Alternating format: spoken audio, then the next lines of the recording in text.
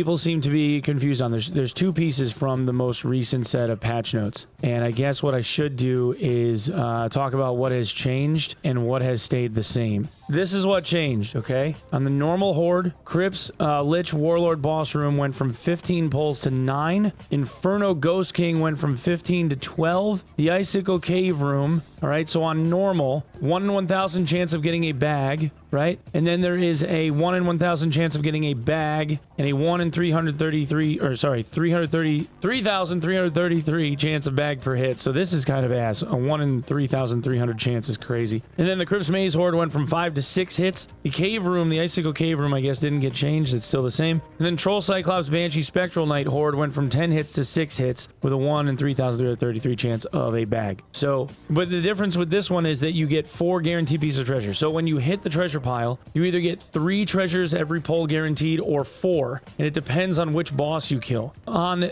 the side of HR, it's more of the same, but I asked the question if whether or not you still get keys at the same rate, like golden keys and skull keys, and they said yes. So none of that has changed at all. Crypt's Warlord boss room went from 15 to 9, 15 to 12, 5 to 6, 5 to 6, 15 hits, unchanged. So the Crypt's Rusty Key and Golden Key hordes on Crypt's, the ones that are behind the locked doors, they are all 15 hits. If you are trying to get treasure piles, this is the highest hit count that you're going to see in the entire game now. Okay, so none of them have this, and I think it was an oversight. I think they'll probably end up reducing this once they realize it. And then Troll, Cyclops, Banshee, whatever. So what people got confused with the patch notes was the treasure horde and also like key drop rates and uniques. So on normals, none of the normal bosses drop uniques anymore. All of the HR ones are still the same rate. And then HR is a treasure chest. Normals is a coin bag. Those are the big differences, okay? And then the other thing that people got confused with was they weren't sure about what was going on with gear for Arena, right? And the big differences for the gear for Arena was up until yesterday, you could buy whatever you wanted off the market as long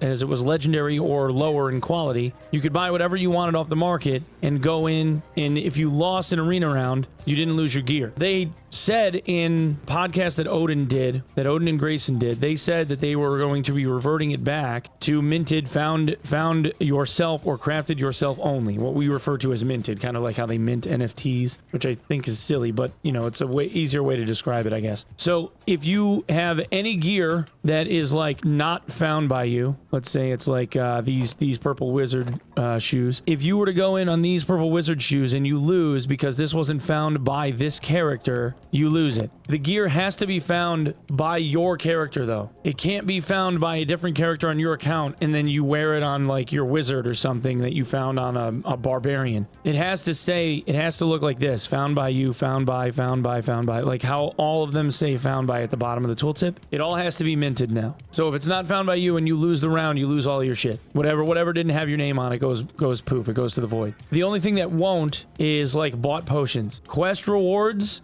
don't count. Stuff that you ended up gambling off of Goblin Merchant doesn't count. Stuff that you bought off of a merchant doesn't count. It has to be crafted. So you have to go into like Alchemist and go to service, right? And then, you know, once the Grim Smiles are here, you click and make a Grim Smile ring. That's fine. That's crafted. But if you just buy a magic staff off of them, that doesn't count. Okay? All right? So it has to be found by you or it has to be crafted by you. Those are the only two things that it will work. If it's not one of those two things and you lose, like if you keep winning, you're fine. But the moment that you lose, you will lose any gear that doesn't have your name on it, like your character's name on it, okay? Gear should mint between characters. The number of times I find something clearly worth minting and it's off class is depressing. So here's the problem with that. They have to change how the merchants work, because right now, if I had a Grim Smile, for instance, as long as I had the mats, I can make a Grim Smile ring on Alchemist on this guy, and then I go to the next character, and then I can go and make another Grim Smile on the same merchant and make another one, and then go to the next character. So I can make 9 rings every half hour, as long as I have the mats to do it. The RNG associated with that and the amount of flood that happened there, everyone would have Hyper Bis inside of like 3 days as long as they no-life the game, right? So what should happen if they're going to change it to that is that you get to make 1 per account per cooldown, regardless. If they do that, I'm good. Then make all the found shit account wide. I don't really care, right? But until then, character only. IMO, just because the amount of spam that would happen would be over the top. All right, so that's how it all works, man. That's everything for the patch. I mean, that's all the stuff people kept asking about. All right, so yeah.